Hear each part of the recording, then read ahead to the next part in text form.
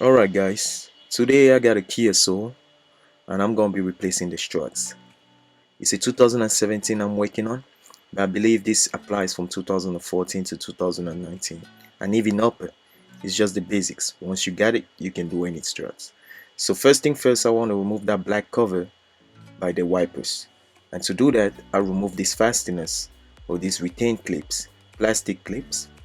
I believe there are 5 of them or 4 of them, I can't really remember, but I use me a screwdriver or you can use your clip popper. So now once I got that out of my way, I really want to pop off these caps, you know, or the covers that hide the bolts or the nuts of the wiper arms. So there are 2 of them because there are 2 wipers, driver and passenger side. So I get them pop off. I can see my bolts, and as you can see I got a tray where I keep all my bolts and my stuff. Now I mark my wipers, so whenever I'm ready to put it back in position, I can be able to realign it at the right spot. You don't have to do it. All you have to do is put it back in the spot and recheck it. But I like to do the job once and right. So after marking them, I'm ready to begin. Alrighty. Now I want to take off my nuts. 14mm nuts or 16mm nuts. I believe it was a 16, but I can't remember. It varies sometimes, So I take them out, and as usual, I'm at the shop. I'm using an impact. I gently now want to remove my arms, and I gently pull the wiper arms up towards me. You can wiggle it around, but don't just be too harsh, or you can break it. And I set them aside. The fact I could have put them anywhere else, but I put them right there so I can remember which one goes where it goes. But if I'm right, the driver's side is always the longest side, and it varies, guys. But oh well, there we go. Do not forget to remove the windshield reservoir hose, or you can break it or cut it, and that will cost you more. Now I'm gently playing around with that plastic cover, and all you want to do is gently play around with it and lift it up, because you don't want to break it. And once it's out of position, you will feel it, like right there. Now play around with it to get it out of that spot. Any way it works. This was my way, but you figure out a way to play around with it. I could have done it easier, but I guess I was just feeling the moment. Now that I got it, I set it aside. And now, as you can see, those are my 3 strut bolts. Next job, or next thing to do, jack up the car, take off your tire, 5 lug nuts, 21mm or 13/16, standards and metric measurements. Set up your shop, sit on your tire, get comfortable.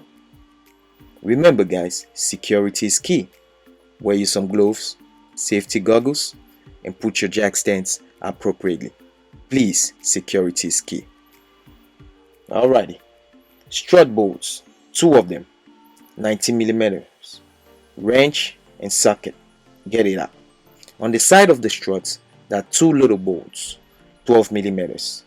They hold the brackets of the ABS sensor and the brake lines. If you don't pull it while trying to lose up the strut, you might break them or cut them and cause you more damage. So remember to take them off. Now I'm taking off the strut bolts, 2 of them, as we said earlier, 19mm. Now I want you all to notice this. There are some splines on strut bolts sometimes. You might not see it, but remember the way they came off. Remember, because those splines help lock up the strut in position, and it helps and it acts like an extra lock and extra security for your safety. Remember that. So put down your bolts as you can. Now if your bolts have the spines, use your hammer and tap it out. Now I want to pull out the sway bar link, 19mm nut, quick and easy. Sometimes they don't want to come out quick and easy, so you use some vice strips in the back. Now I get me a pry bar, find me a good prying spot, and I pull out my sway bar link smoothly. Now that that is done, I can just wiggle my knuckle around to free the strut from the knuckle, and that's it. The strut is free. The only thing holding it are the 3 tuck strut bolts, 14mm or 9/16. Remember, I'm talking about standard and metric measurements. Alrighty. Now the last part bolt is gonna be a little tough, but guys, you can use a wrench. You don't have to actually use a socket. Use a wrench and do not strip this last bolt that I'm playing around with my swivel adapter. Use you a wrench if you can. Now, I do not lose it all the way. I put one hand on the strut when I'm ready for it to come down, and I slowly lose it by hand. So whenever the strut falls, I can grab it with my hand. Because if I let it fall like that, it can fall and damage something below without me looking. So I gently and carefully try to pull out my strut. Carefully, guys. Alrighty, the strut is out.